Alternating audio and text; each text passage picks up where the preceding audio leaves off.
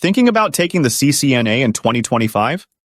Stay with me for the next 2 minutes, and I'll share battle-tested study techniques that have helped thousands of students pass. Plus, I'll reveal the biggest mistake that makes people fail, so stick around. Start by downloading the official CCNA blueprint from Cisco's website.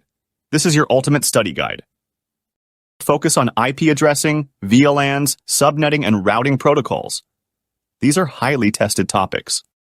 If subnetting confuses you, practice daily until you can do it in seconds. You can't pass the CCNA just by reading. You must practice lab scenarios. Use Cisco Packet Tracer, EVNG, or real Cisco devices. Set up VLANs, OSPF, and troubleshoot networks. The more hands-on you get, the easier the exam will feel. For advanced labs, try Boson NetSim. Don't waste time memorizing everything. Use active learning.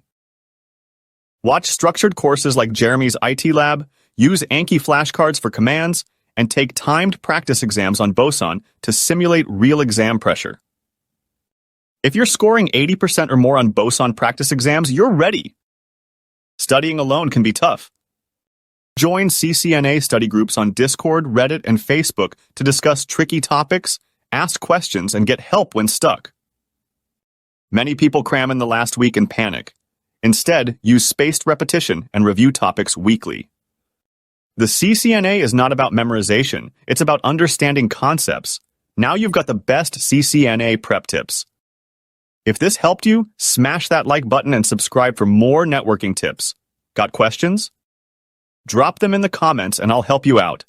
See you in the next one.